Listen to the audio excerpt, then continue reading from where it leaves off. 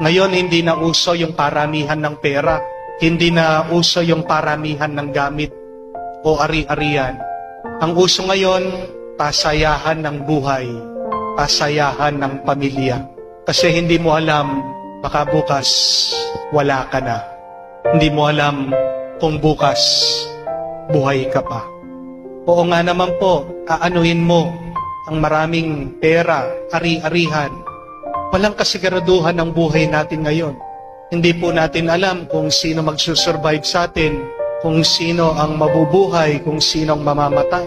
Tama nga naman, imbis na mag-ipon ka, bakit hindi ka magsumikap na maging masaya? To be happy every moment, every minute, every second, every day. Make every day count. Ito din ang dahilan